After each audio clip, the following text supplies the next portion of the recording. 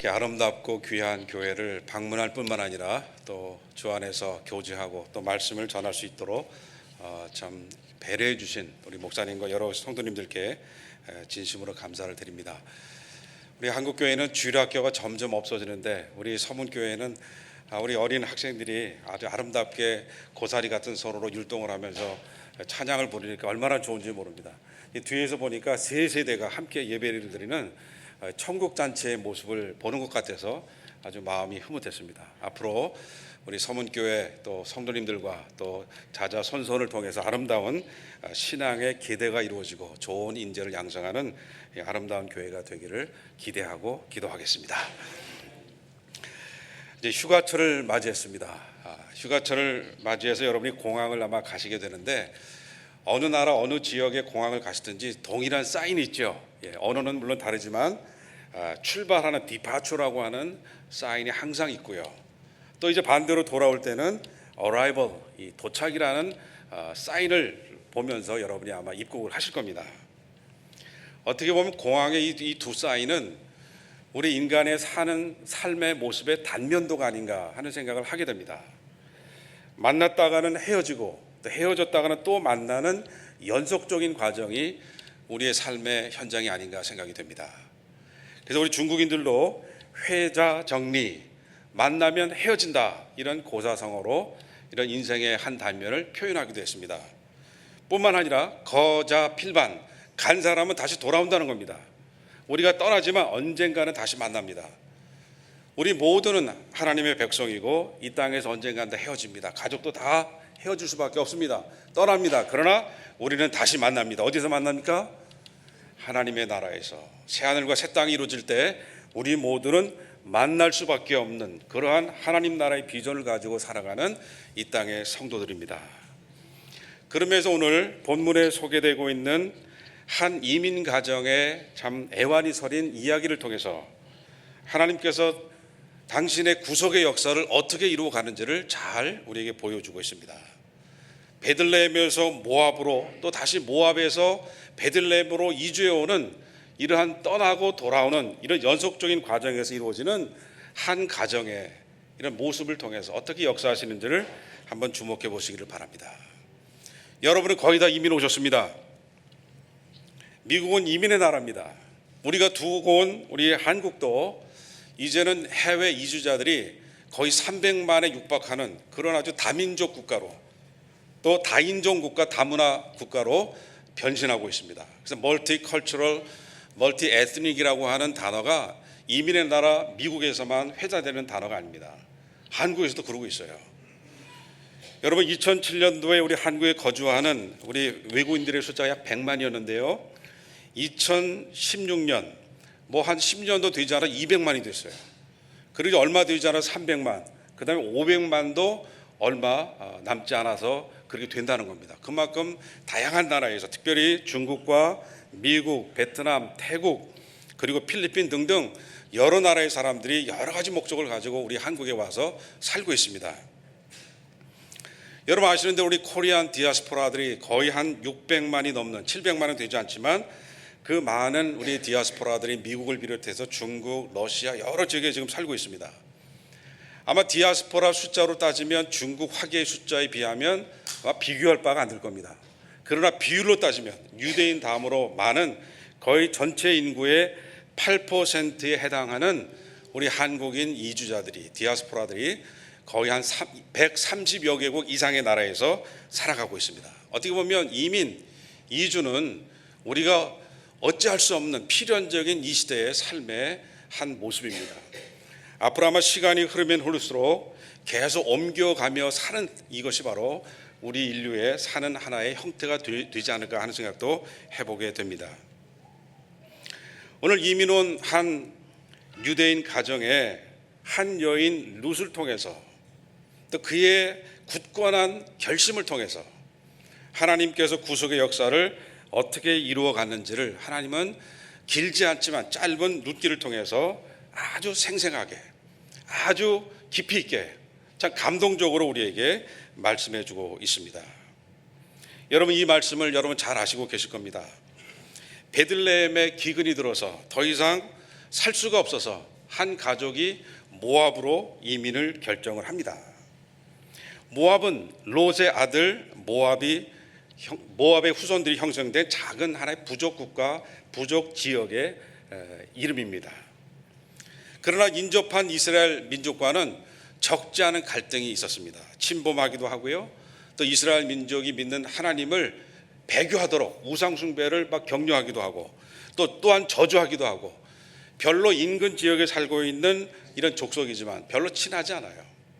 할 수 없으니까 기근 때문에 모압으로 이주했지 우리처럼 아메리칸 드림을 가지고 자발적으로 온 이민은 아니었습니다.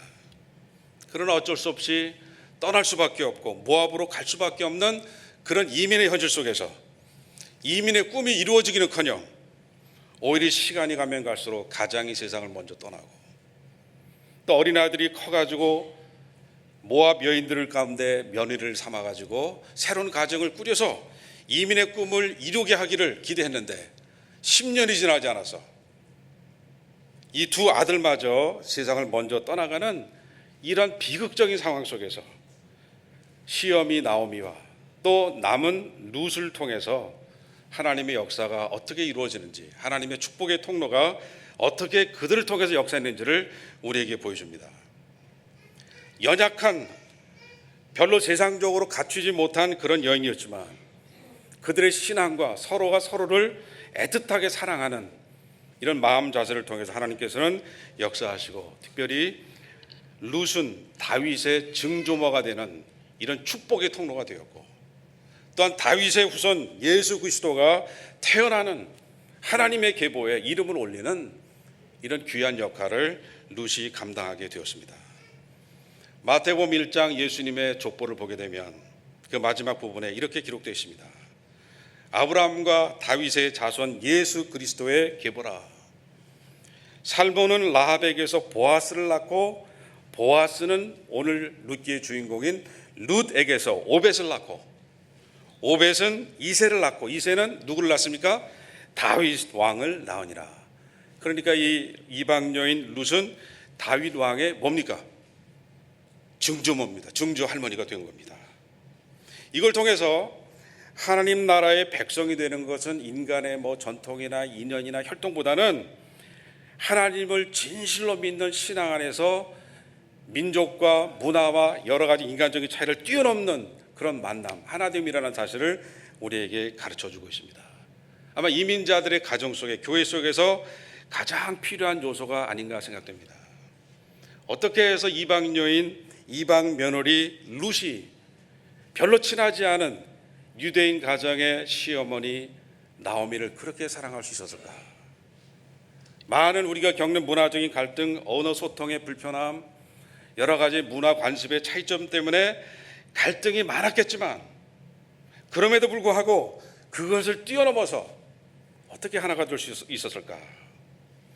이것은 바로 룻기서의 짧은 4장으로 기록된 룻기서지만 헤세드라고 하는 구약 단어가 여러 번 걸쳐서 나타나고 있습니다. 때로는 은총으로, 은혜로, 자비하심으로, 결심으로 번역됐지만 헤세드라고 하는 히브리어의 단어의 뜻은 여러분이 아시는 대로 하나님의 신실하신 사랑, 변함없는 자비심, 하나님께서 언약 백성으로 삼으신 이스라엘 민족을 향한 변함없는, 우리는 변할지라도 변함없이 사랑하시고 지속적으로 일관되게 보살피시고 구원하시는 그러한 사랑을 우리는 히브리어로 헤세드라고 말합니다. 다시 말하면 하나님의 본질입니다.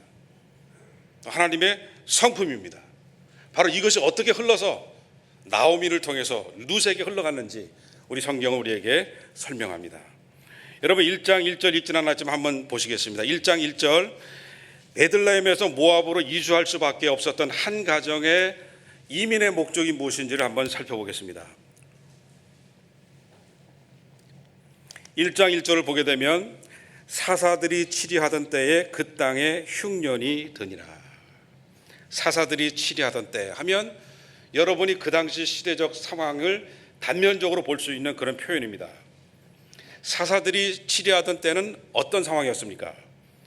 우리가 사사기 21장 25절을 보게 되면 사사시대의 특징을 한마디로 말하면 그때 이스라엘의 왕이 없으므로 각기 자기 소견에 옳은 대로 행하는 시대였습니다. 기준이 없다는 거예요. 질서가 다 무너졌다는 겁니다. 혼란 그 자체였다는 겁니다. 정치 질서도 혼란하고 영적 상태도 배교와 우상 숭배를 그냥 너무 횡행하는 그런 하나님에 대한 신앙이 실종된 시대였습니다. 불순하고 도덕적으로 윤리적으로 문란한 그런 시대였는데 거기에다가 더 흉년 때문에 기근 때문에 먹고 살 수 없는 생존의 위기를 이겨야만 하는 그러한 아주 절대절명의 위기의 시대임을 우리에게 보여줍니다. 어떻게 보면 우리 한국의 이민 1세대가 6.25 전쟁을 겪고 그 이후의 혼란과 보릿고개를 넘으면서 이 어려운 형국을 생존을 위해서 어떻게 미래를 개척할 것인가, 이런 고민을 많이 했을 겁니다. 아마 여기 앉아 계신 분들 중에 해당되는 분도 분명히 계실 겁니다. 일제치하의 그 아픈 식민시대의 경험을 했는데 하나님의 은혜로 1945년 8월 15일 광복이라고 하는 감격을 경험한 지 얼마 되지 않아서 극도의 혼란, 남북으로 나뉘어지고 이념적으로, 지역적으로, 사상적으로 얼마나 많은 혼란을 우리가 겪었습니까? 그러다가 1950년 6월 22일 우리 남침으로 인해서 북한의 그러한 만행으로 말미암아 얼마나 많은 우리 인명이 살상됐습니까? 그리고 60년대를 맞이한 우리 이민 1세대, 한국을 떠날 수밖에 없는, 미국으로 이주할 수밖에 없는, 아니 그 외에 여러 지역으로, 내가 싫어하는 일본으로까지, 한국보다는 더 낫겠지, 그런 여러 낙후된 나라로까지 이민 갈 수밖에 없는 그 시대를 재현케 합니다. 생각하게 합니다. 절박한 상황이죠. 그래서 룻기를 보면 움직이는 그런 그 단어가 많이 나오면 떠나라, 가라, 그리고 다시 돌아오는, 떠나고 가고 돌아오는 이런 여러 가지 움직임 속에는 흉년 때문에, 혼란 속에 생존을 향해서 몸부림치는 그런 우리의 모습, 이민자의 모습을 참 상기시키는 그런 모습이 짧은 룻기서에 나타나고 있습니다. 이런 상황 속에서 그래도 하나님을 믿고 유대 가정의 모범적인 삶을 살았던 엘리멜렉의 한 가정이 등장합니다. 엘리멜렉이라고 하는 이름 자체는 나의 하나님이 왕이십니다 라고 하는 My God is King, 어떻게 보면 그런 혼란 시대를 살았지만, 배교 시대를 살아갔지만, 엘리멜렉은 자기의 어떤 삶의 목적을 하나님 앞에 두고 하나님에 대한 신앙에 깊은 초점을 맞추고 살아갔던 경건한 인물임을 이 이름을 통해서 우리가 알 수가 있습니다. 그는 경건했고 유대인의 전통에 아주 철저했던 사람이었고 하나님을 경외하는 이런 신실한 한 가정이었습니다. 그러나 그 당시에 불어닥친 흉년으로 말미암아 가족을 부양할 수가 없고 고향 베들레헴, 떡집이라고 풍성한 지역으로 알려졌던 그 지역을 떠날 수밖에 없는 그런 상황으로 내몰리게 되었습니다. 그래서 아내와 이제 어린 두 아들 말론과 기련을 데리고 모압 지역으로 이민을 떠나게 됩니다.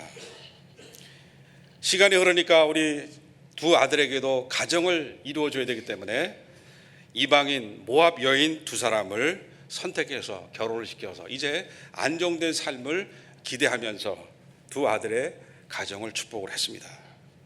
그리고 10년이 지나갔는데 이민의 생활이 안정이 되고 모압 이민의 꿈을 꿨던 그것이 성취되기는커녕 가장인 엘리멜렉이 세상을 떠났습니다. 또 두 아들 말론과 기련마저 어머니 그리고 두 아내를 남겨놓고 세상을 떠났습니다.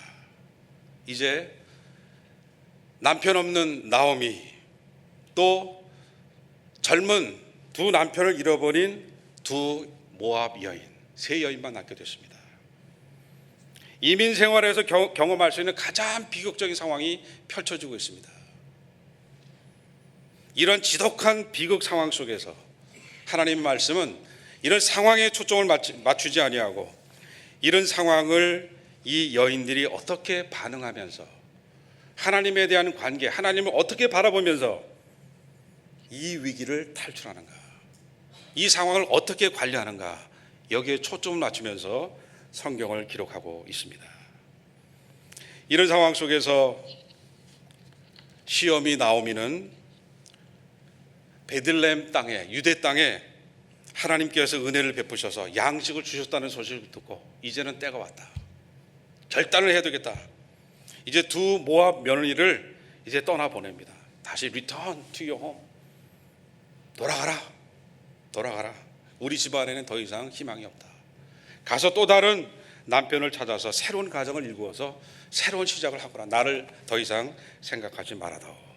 간절하게 충심해서 우러나오는 그런 마음으로 두 며느리, 모압 여인이었고 이방 여인이었지만 그렇게 간곡하게 부탁을 했습니다. 그리고 자기는 홀로 역이민하려고 하는 그런 마음을 가졌습니다. 이민자의 삶을 살았던 저나 여러분의 이민의 상황 속에서 이런 빈 털터리로 모든 것을 다 잃어버리고 돌아갈 수밖에 없는 그 상황에서 내리는 이 결정, 아마 인간으로서 해야 되는 가장 어려운, 가장 힘든 아마 그런 결정 중에 하나일 겁니다. 그러나 자기보다는 젊은 두 며느리를 생각하는 나오미의 애틋한 마음이 거기에 기록되어 있습니다. 이때 두 이방 며느리는 어떻게 반응했습니까? 큰 며느리 오르바도 울고 작은 며느리 룻도 목나 울었습니다. 그러나 조금 후에 두 며느리의 반응은 전혀 다르게 나타났습니다. 아마 많은 생각을 했을 겁니다. 이런 상황이 오리라고 아마 예상도 했을 겁니다. 큰 며느리 오르바는 울음을 그치고 생각을 다 정리한 후에 어머니에게 입을 맞추고 어머니의 말씀대로 자기의 고향 친척집으로 돌아갔습니다. 그러나 작은 며느리 룻은 어머니를 그냥 놓고 갈 수가 없었습니다. 그런 가운데 여러분 아시는 어머니를 통해서 배운 하나님에 대한 신앙, 하나님의 헤세드의 신앙이 얼마나 귀한지를 몸소 배우면서 그 어머니를 통해서 배운 하나님의 그 언약적인 사랑 때문에 하나님께서 그의 백성을 어떻게 다루시는지를 배웠기 때문에 그런 상황에서 가장 껄끄러운 대상일 수도 있는 시어미를 그냥 내비두고 돌아가기는커녕 어머니, 그런 위대한 신앙의 고백이 나오게 됩니다. 우리 다 같이 한번 1장 16절 다시 한번 주목해 보시기를 바랍니다. 제가 한번 읽겠습니다. 룻이 이르되 내게 어머니를 떠나며 어머니를 따르지 말고 돌아가라 강권하지 마옵소서. 어머니께서 가시는 곳에 나도 가고 어머니께서 머무시는 곳에 나도 머물겠나이다. 어머니의 백성이 나의 백성이 되고 어머니의 하나님이 나의 하나님이 되시리니. 한 여인의 입장에서 참 시어머니를 향한, 부모를 향한 아주 애틋한 신앙과 사랑의 고백입니다. 여기 연로하신 우리 시어머니, 시아버님들, 이런 며느리 얻고 싶으시죠? 이 성경은 말합니다. 룻의 이런 신앙 고백에 나오기까지 어떤 근거로 어떻게 그렇게 시어머니를 충성되이 바라보고 떠나지 않을 수 있는 그런 마음 자세를 가질 수 있었을까? 한번 생각해 보십시오. 인간적인 의지로, 어떤 결단으로 되지 않습니다. 이것은 바로 하나님의 언약적인 사랑을 받기 때문에 그래요.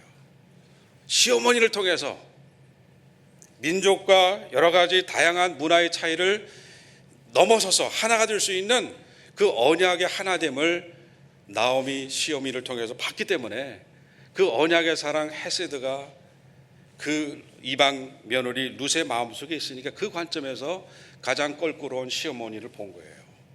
상황을 넘어서서 그 어머니를 통해서 만난 하나님, 하나님의 신실한 그러한 구속의 은총이 얼마나 귀한지를 알았습니다. 그런 어머니를 인간적인 차원에서 바라보고 관계를 정리한 게 아니에요. 여호와 하나님을 알게 하시고 이방 민족인 나에게도 하나님의 백성이 되게 했던 통로를 열어 주었던 내 어머니, 내 시어머니 나오미를 죽음 외에는 갈라놓을 수 없습니다. 어머니의 백성이 나의 백성이 되고 어머니의 하나님이 나의 하나님이 되실 겁니다. 라고 하는 것은 하나님의 변치 않는 신실한 헤세드의 사랑을 몸소 경험한 그 감격에서 우러나오는 그 사랑으로 바로 자기의 시어머니를, 주변에 있는 믿음의 권속들을 향한 하나님의 헤세드의 적용이었습니다. 그렇기 때문에 그 여인은 인간적으로 도저히 넘어갈 수 없는 가장 껄끄러운 그런 관계를 사랑으로, 하나님의 신실한 언약의 그러한 고리로, 연대로 그 상황을 이겨나갈 수가 있었습니다. 우리 한민족의 장점도 많이 있습니다. 그러나 단점 중에 하나가 너무 편협한 우리 개념입니다. 우리라는 말을 얼마나 많이 쓰는지 몰라요. 내 안에 그래야 돼, 무조건 우리 안에. 항상 자기보다는 자기가 속해 있는 그룹을 만들어요. 그래서 얼마 전에도 어느 신문 기사를 보니까요, 아직도 종친회 모임이 활성화된 나라가 바로 우리 대한민국입니다. 종친회. 여러분, 미국에서 종친회 하는 경우 있어요? 아마 별로 없을 거예요. 무슨 동문회, 무슨 동지회, 무슨 향후회, 이런 것이 너무 많아요. 근데 오늘 하나님께서 주시는 우리의 개념은 민족이 다를 수 있습니다. 세대가 다를 수 있어요. 아까도 우리 보여줬지만 세대를 통해서 같이 예배드리는 게 얼마나 좋아요. 그러한 세대를 초월해서, 문화를 초월해서, 언어를 초월해서 하나 될 수 있는 하나님의 헤세드를 우리에게 주셨는데, 그것을 우리가 적용하고 넓히고 하나됨을 우리가 경험할 수 있는 이런 고리들이 너무 쉽게 파괴가 되고 있다는 사실입니다. 그런 면에서 우리 룻은 우리의 개념이 달랐어요. 모압 사람과 이스라엘 사람 간의 그러한 갈등의 관계도 넘어섰습니다. 왜냐하면 시어머니의 신실한 하나님에 대한 사랑과 하나님의 구속적 은총을 시어머니를 통해서 받았기 때문에 그것을 넘어서는 헤세드의 바탕에서 시어머니와 그리고 며느리의 관계가 재형성된 겁니다. 그래서 여기에 근거해서 성경은 굳게 결심할 수가 있었습니다. 흔들리지 않는 헤세드적인 이런 결심을 하고 어머니를 떠나가지 않은 겁니다. 남편도 잃었고 또 사랑하는 젊은 아들도 잃어버린 나무도 다 잃은 것 같지만 그 신앙을 통해서 이방 며느리 룻을 얻었고, 그 두 여인은 모든 것을 다 상실한 실패자인 것처럼 보였지만 그들의 마음속에 남아있는 하나님의 신실한 사랑, 그 사랑으로 하나로 묶여진 하나됨, 그 유니티가 하나님의 구속의 역사에 동참하게 되고, 다윗 임금과 더 나아가서 예수 그리스도를 이 땅에 나타나게 하는, 예수 그리스도를 이 땅에 태어나게 하는 그런 축복된 하나님의 그런 통로가 되었다는 사실을 성경은 우리에게 말합니다. 그런 상황 속에서 룻의 마음을 가장 잘 표현한 말씀이 하나 있습니다. 모든 것을 다 잃어버려서도 기뻐할 수 있는 룻의 그 마음, 떠나고 싶어하고 시간만 기다렸다가 그 관계를 청산하고 싶었을 그 룻이 그러지 아니하고 그 시어머니를 끝까지 놓지 아니하고 헌신하고 함께 가고자 하는 그 이유는 무엇이었을까요? 어떤 마음 자세에서 그럴 수 있었을까요? 저는 하박국 3장 17절 18절에 있는 말씀이 그 상황 속에서 룻의 마음을 가장 잘 표현한 그런 모습이 아닐까 생각합니다. 제가 한번 여러분에게 말씀을 드리겠습니다. 여러분이 잘 아는 말씀이죠. 비록 무화과 나무가 무성치 못하며 포도나무에 열매가 없으며 감람나무에 소출이 없으며 밭에 식물이 없으며 우리의 양이 없으며 외양간에 소가 없을지라도, 다 잃었어요. 희망도 다 꺼졌습니다. 살아나갈 가망은 하나도 없어요. 그런데도 즐거워했어요. 그런데도 그 시어머니를 포기하지 않았어요. 왜 그랬을까요? 나는 여호와를 인하여 즐거워하며 나의 구원의 하나님을 인하여 기뻐하리로다. 나에게 하나님의 은총을 알려주었던 시어머니, 나에게 하나님의 사랑이 얼마나 귀한지를 경험케 했던 그런 시어머니, 또 그 시어머니를 통해서 알게 된 여호와 때문에 그러한 결정을 할 수가 있었습니다. 그런 면에서 우리 나오미와 또 다시 유대 땅으로 돌아가려고 하는 우리 룻은 빈털터리 신세였지만 결코 빈털터리가 아니었습니다. 그들에게는 새로운 시대를 맞이할 수 있는 하나님의 헤세드의 사랑으로 이미 하나가 되어 있었습니다. 하나님께서 그들의 신앙을 보시고 어려운 역경을 상황으로 보고 인간적인 측도에서 경험하고 약삭빠르게 판단하고 이기적인 목적을 향해 살아가는 그들이 아니라 끝까지 놓지 아니하고 하나님의 신실한 사랑을 가장 가까운 가정 안에서 이루려고 하는 그런 모습을 통해서 하나님께서 진정한 축복의 만남을 예비하고 계셨습니다. 오늘 일상생활 속에서도 한 사람의 지극한 헌신과 변화가 엄청난 변화를 우리에게 초래하는 것을 볼 수가 있습니다. 요즘은 우리 문자 메시지를 보내는 것이 아주 우리의 일상생활의 아주 중요한 부분이 되었습니다. 그래서 수년 전에 우리 중앙일보사에서 휴대폰 건전한 문자 사용 그런 캠페인을 벌이면서 이제 문자 메시지를 보낸 것 중에서 이제 서로 이제 심사를 해가지고 가장 감동적인 내용을 선정을 해서 우리 모두에게 좀 알려줬던 그런 내용이 있었습니다. 이것은 우리 며느리의 지극한 마음이 한 가정을 화목과 사랑으로 어떻게 이끌어갔는지를 보여줍니다. 짧은 내용이기 때문에 제가 그대로 한번 읽어보면 아마 여러분의 가정 속에서도 하나님의 해석들을 내가 이렇게 해서 적용하면 되겠구나 하는 그런 마음의 감동이 있을 줄로 압니다. 손현숙이라고 하는 한 여성의 문자 메시지가 1등으로 이제 당선이 됐는데 이렇게 시작합니다. 내게는 핸드폰 2대가 있었다. 한 대는 내 것이고 다른 하나는 하늘나라에 계신 시어머님 것이다. 내가 시부모님께 핸드폰을 사드린 건 2년 전 두 분의 결혼 기념일에 커플 핸드폰을 사드렸다. 문자 기능을 알려드리자 두 분은 며칠 동안 끙끙대시더니 서로 문자도 나누시게 되었다.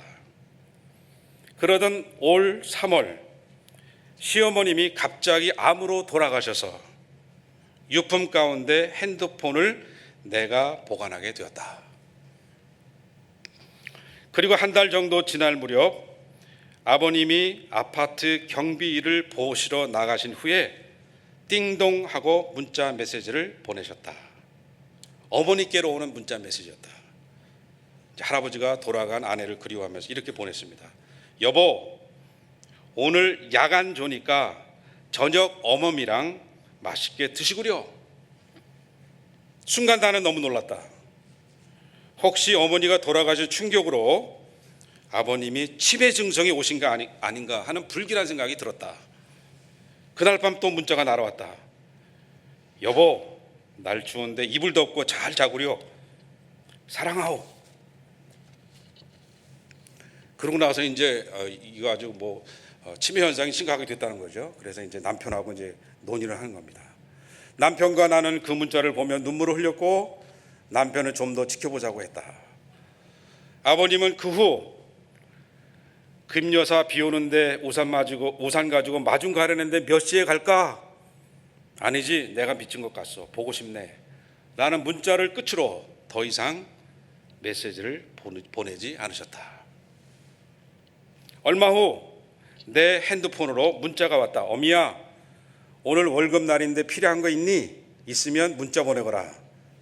나는 뛰는 가슴을 진정시키며 네 아버님, 동태 2마리만 사오세요 라고 답장을 보냈다. 그날 우리 식구는 아버님이 사오신 동태로 매운탕을 끓인 후 아름다운 저녁 만찬을 하게 되었다.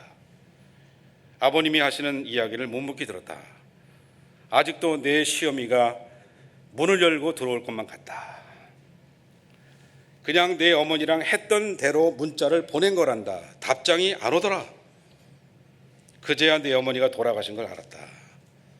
모두들 내가 이상해진 것 같아 내 눈치를 보며 아무 말도 못하고 있었던 것도 안다. 미안하다. 그날 이후 아버님은 다시 어머님 핸드폰으로 문자를 보내지 않으신다. 하지만 요즘은 내게 문자를 보내신다. 지금 나도 아버님께 문자를 보낸다. 아버님, 빨래하려고 하는데 속옷을 어디다 숨겨두셨어요? 이게 끝이에요. 간단한 메시지지만 그 지극한 한 며느리의 아주 스스럼 없는 그 사랑이 아내를 먼저 보내고 참 가슴 아파하는 시아버지를 편하게 하고 그리고 한 가정 화목을 이뤄가는 이 아름다운 모습이 기록되어 있습니다.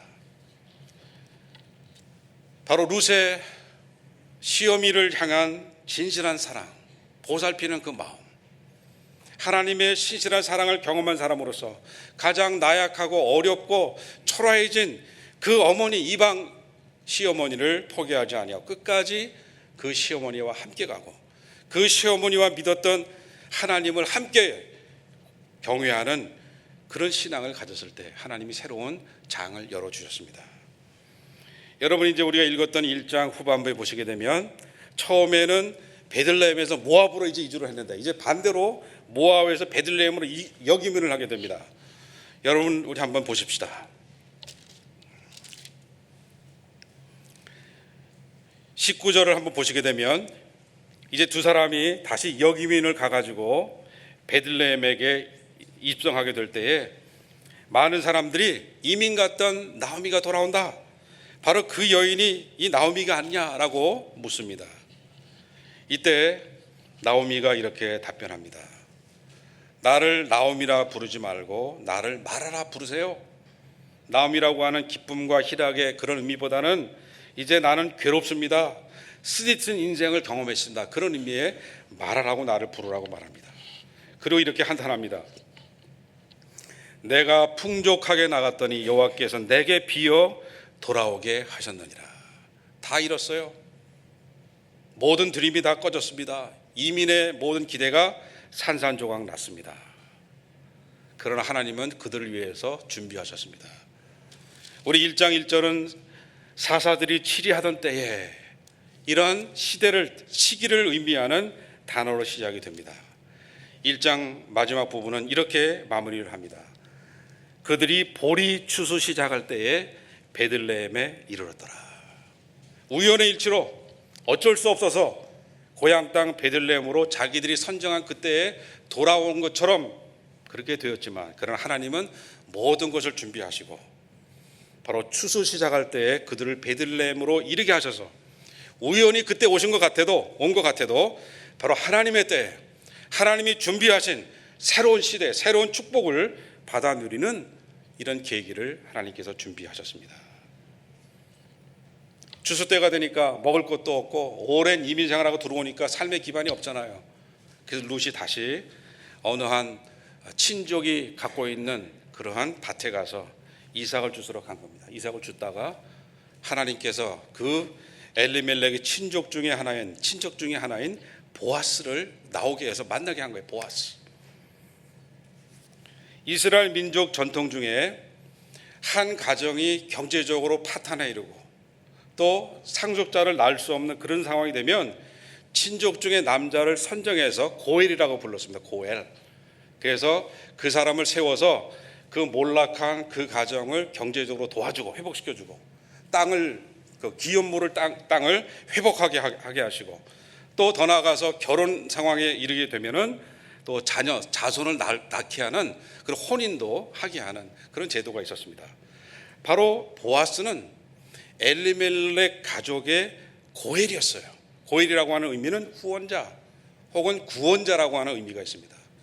어떻게 보면 하나님께서 추수 때에 보내셔서 룻으로 하여금 우리 시어미를 복양하기 위해서, 생존을 위해서 가서 이삭 주스러 갔던 그 밭에서 하필이면 이 엘리멜렉 친족의 고엘인 보아스를 만나게 하셔서 두 사람 사이에 사랑이 싹트고 또 지고한 사랑의 바탕 위에서 가정을 이루게 됩니다. 그래서 보아스와 룻이 베들레헴 땅에서 이방인이었지만 그런 실패한 한 가정의 그런 여인을 아내로 삼아서 그 가정이 회복되고 그 가정에서 태어난 후손들을 통해서 다윗 임금과 그리고 예수님 그리스도까지 태어나게 되었습니다. 이게 위대한 하나님의 사랑의 모습입니다. 인종을 초월하고 이방인이라 할지라도 소외되고 세상적으로는 참 가진 것이 없는 사람이라 할지라도 하나님을 사랑하는 신앙이 있는 사람을 통해서 오늘도 역사하십니다. 금년은 종교교회 500주년으로 많은 행사들이 펼쳐지고 있습니다. 마틴 루터라고 하는 한 신부요 수도사 출신이었던, 그리고 그 당시 1517년 비텐부르크 대학에서 성경을 가르치던 그 마틴 루터의 마음속에 하나님께서 진리를 통해서, 말씀을 통해서 구원에 이르는 길이 무엇인지를 깨닫게 해주신 거예요. 오직 의인은 믿음으로 말미암아, 그리스도께서 십자가에서 행하신 그런 구속의 은총을 통해서 하나님의 의를 우리에게 전가할 수 있는 그런 구속의 길을 그리스도의 십자가가 이루었다는 사실을 성경 말씀을 통해서, 특별히 로마서 1장 17절을 통해서 깨닫게 되었습니다.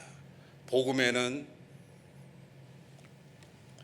하나님의 의가 나타나서 믿음으로 믿음에 이르게 하나니 오직 의인은 믿음으로 말미암아 살리라. 내가 고행과 면죄부를 사고 뭐 성지순례를 하고 이렇게 해서 구원을 쌓아가는 것이 아니라 나타난 거예요. 위로부터 우리에게 주신 거예요, 선물로. 그래서 믿음을 통해서 내 것으로 삼고 우리가 의인이 되는 겁니다. 이러한 귀한 진리를 발견한 루터가 그 당시 사람들을 보니까 너무나 불쌍한 거예요. 구원의 진리를 알지도 못하고 그냥 주머니 돈을 다 뺏기는 거예요, 면죄부 사느라고. 거기에 의로운 분노, 거룩한 분노가 생겼습니다. 그래서 결심합니다. 1557년 10월 31일 95개 조항으로 된 면죄부 판매에 대한 부당한 그런 내용들을 적어서 로마 교황청을 향해서, 또 교황을 향해서 우리 토론해 보십시다. 그 잘못됐습니다. 고쳐야 됩니다. 그런 마음으로 땅땅땅 치면서 죽으면 죽으리라, 그런 마음을 가지고 종교개혁을 시작한 겁니다. 그 한 사람의 그 결심, 한 사람의 죽어가는 영혼들을 참 불쌍히 여기고 구원의 참된 진리를 알려주고 싶은 그 헌신이 종교개혁의 위대한 시작점이 되었습니다.